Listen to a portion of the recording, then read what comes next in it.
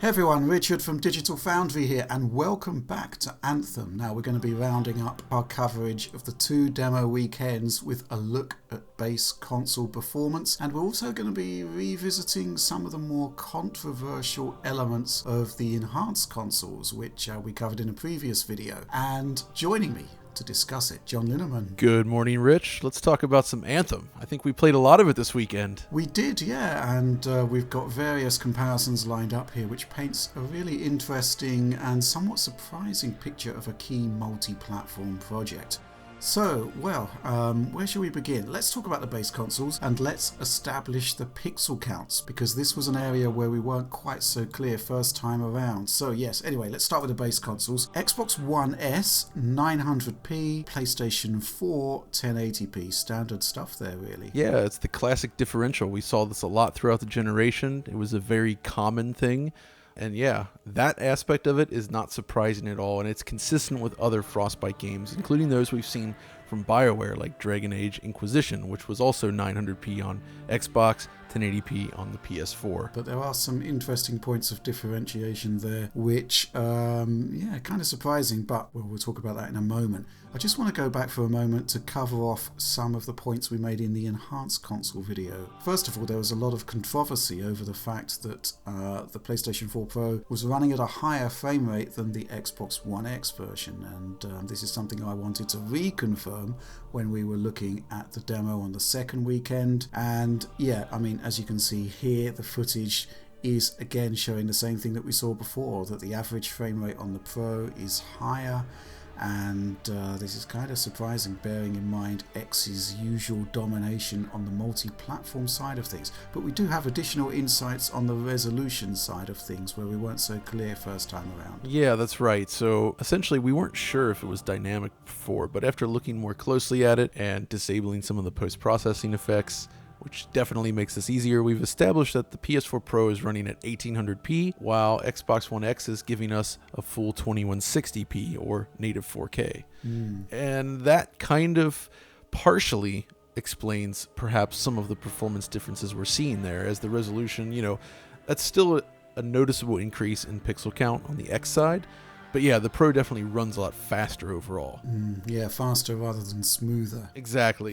That's quite an interesting distinction to make, because the Xbox versions are capped at 30 FPS, and when they hit their target frame rate, by and large you are getting proper frame pacing, whereas the PlayStation versions, both of them run unlocked. So on the frame time graph there, you will see that there's 16, 33 and 50 millisecond frame times, sometimes higher there, because it's essentially just running with no limits at all. So yeah, I think the key takeaway there is that the initial analysis has kind of been verified, and secondly that there was no performance uplift from one version of the demo to the next. There were patches, but it doesn't seem to have affected performance. I will say though, we should probably mention that some of the issues we encountered last week have been completely resolved, specifically the loading. I had a very difficult time getting into the game last weekend on console. It was constantly hanging at the loading screens. Yeah. But this time we had no issues. We got into several different rounds together. It never hung on the loading screen, so I'm glad that issue at least seems to be resolved. But aside from that, everything else seems basically identical. That kind of bodes well. It's good that the actual public beta was playing well, and when I say playing well, working correctly in terms of loading. Yes, which I guess brings us to the performance-related stuff, and this is where, this is interesting. So what do you say we start with the PlayStation 4 version? Yeah, this is an interesting one. We've got two comparisons lined up here, because the PlayStation 4 Pro has two performance modes. So yeah, on the left here, you're seeing the PlayStation 4 Pro rendering at its 4K output mode, and on the right, the base PlayStation 4, which we haven't actually covered before. So yeah, 1800p versus 1080p, and yeah, I think BioWare have done a pretty good job here in balancing the two versions performance-wise. Yeah, I was surprised with how well the base PS4 version was performing, to be honest. Again, the main issue here is that the frame rate is uncapped, and I've heard arguments in favor of it before, but this game really hangs close to the 30 FPS line, so you're typically at 31 to 34, so there's a lot of judder. But the point is, though, is that it's actually kind of reaching its target. So if it were locked at 30, you could say that on the base console, you'd be getting a near near locked 30 FPS experience in most areas. And I say most areas because there's kind of like two aspects to this demo so far in terms of general performance during gameplay, and that's the outdoor areas and the interior areas. Yeah. So outdoors, I guess, obviously that's the more demanding area. It's packed with lots of foliage, large draw distances, and huge numbers of enemies all around you at all the time.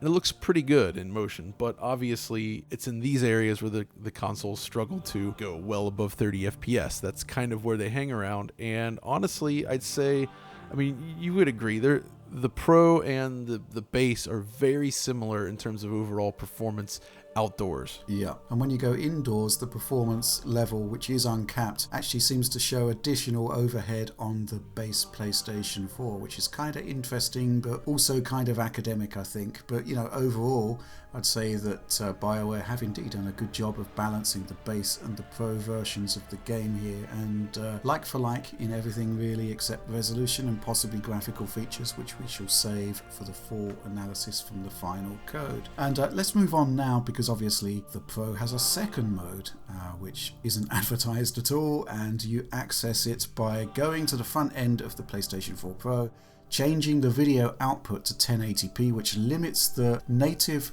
rendering resolution to full HD, and with the unlocked frame rate you get higher performance, and you can see that side by side here. So bearing in mind you're looking at 4.2 teraflops versus 1.84, you're not getting anything like a linear scaling in GPU performance, but you are getting higher frame rates. Yeah, absolutely. So we've seen this fairly regularly now. There's been a number of big games such as Kingdom Hearts 3 and now this, where the Pro seems to work really well at 1080p, or you get a nice boost to performance. And the implementation, having to change it through the dashboard, I don't really think is a great move, and it can be a little confusing, I think, to users. But it is actually kind of consistent with what Sony's done in the past. It was the same on PlayStation 3. But yeah, the key takeaway here is that when you put these side by side, it gives us sort of an interesting look at how the Pro and the base stack up in sort of a benchmark-like situation. Though you can kind of see the areas where the CPU, I think, becomes more of an issue and they slow down in a similar way, but the average performance is definitely a lot higher on the Pro. I kind of feel like maybe, you know, in the shipping game, it would be nice to see something like run in the high-res mode with a capped 30 FPS, or, you know, run unlocked at 1080p. Yeah, I definitely would like to see a 30 FPS cap option in the graphics menu, and the option to choose between performance and resolution. That's what kind of frustrates me about these Pro modes. The fact that if you've got a 4K screen, naturally you're going to have your Pro set up to 4K output. You might never even know, if it isn't for, you know, the community or videos like this, that switching to 1080p actually gives you a big chunk of extra performance. So yeah, the choice is there to the user, but it's not transparent, and I find that really frustrating. I suppose it's preferable to the X version, where there's no performance option at all, but regardless, it's not ideal. But let's move on to the Xbox One X versus the Xbox One S head-to-head. Again, similar deal here. We've got the X on the left, which I was playing. John was on the S, which is on the right. And the picture just isn't very pretty here at all compared to what we've just seen on the PlayStation platforms. Yeah, I think when we first posted our findings on Xbox One X, there was a lot of surprise out there that the performance seemed to be so subpar. But we've discussed lately about how, you know, if your base Xbox version is falling behind and struggling with optimization, then, you know, there's only so much the X can bring to the table, especially when you're talking about 900p to native 4K jump.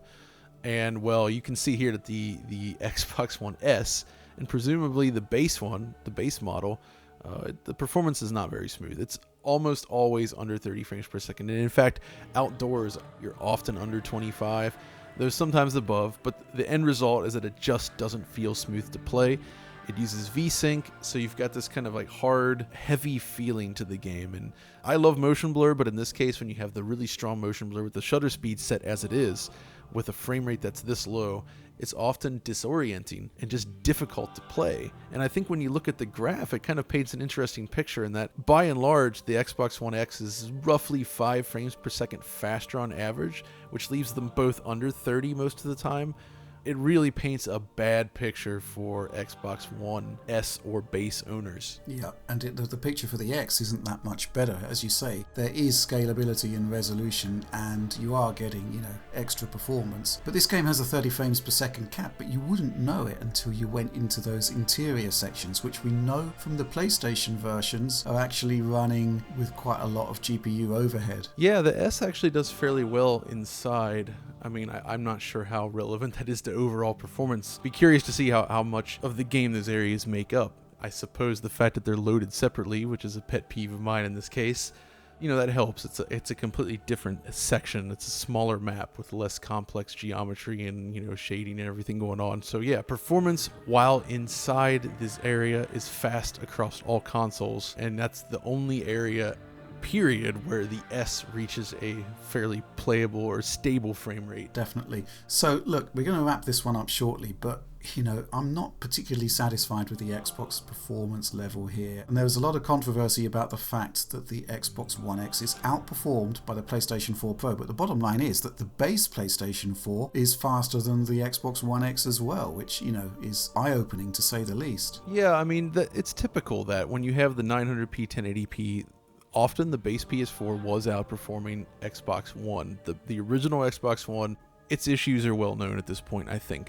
But the gap between those two versions is larger than usual. There's a significant gap there to the point where a lot of those scenes, there's like a 10 frames per second advantage on PS4 over Xbox One S, despite the resolution difference. So it does feel like the Xbox version in general just isn't where it should be. And of course, this is a demo, but it is concerning that this close to launch, the performance isn't where it is. And it would have been cool to actually have the option to lower the resolution on the X, as we can do with the Pro. And I've actually seen a bunch of people note out that there's a video fidelity setting on Xbox One X where you can change the resolution there and turn off super sampling, but we've checked this. It does nothing, and honestly, I think the games themselves have no awareness of what resolution you set in the dashboard. So you're going to get that 4K rendering resolution regardless. There's currently no way to change that. That's up to the developer, and I think it would have been a good inclusion here. Yeah, I think my wish list for this game, going from the demo to the final, is pretty straightforward.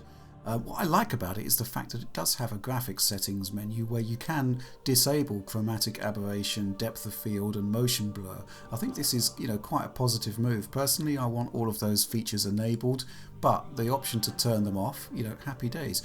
However, I'd also like to see 30 FPS toggle with proper frame pacing. We know the Frostbite engine can do it, it's not a problem, and it would actually really help the PlayStation 4 version of the game. Now this is on by default in Xbox One, but obviously I'd also like to see the option within the game to change between performance and resolution. You've got it on the PlayStation 4 Pro, but it's not transparent to the user, but you don't have it at all on the Xbox One. I think there's also a question of whether the Xbox One X version could benefit from actually not rendering at 2160p. Maybe that would help. Yeah, or like a more aggressive sort of dynamic resolution solution. Just something to sort of alleviate those dips below 30, provided that that's the GPU at fault there. And I assume that there is still a lot of CPU limitations there, but it really shouldn't be where it is in this current state. So yeah, to add to that on my wish list, better Xbox version, and then of course, just a global toggle for your frame rate cap across all versions. I think that's what we need to see. And one final point, actually, which we've talked about in all of our Anthem coverage up until now, has been this concept of checkerboard artifacts, which have been sort of cropping up within the video feeds that we've had.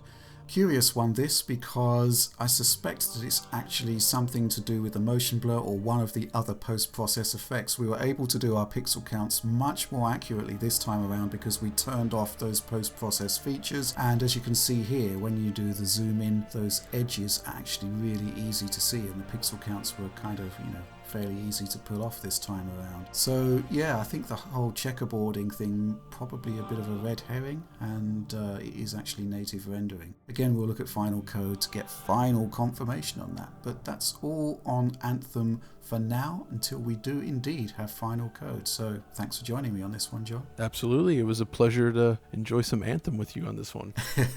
I've got to admit, I am really enjoying the game, but a shooter has got to have a consistent performance level. That's the bottom line. Yeah, this is obviously trying to be a Destiny-like game in a lot of ways. And that's, one of Bungie's strengths there is that the games just run very, very well across every single platform. And that's just not good enough right now in Anthem. But it's not the final version, so we'll see what happens. Fingers crossed. Okay, then please like and subscribe to support the work we do here at Digital Foundry. Ring the bell for instant notifications whenever a new video drops. That's all from us for now. Thanks for watching.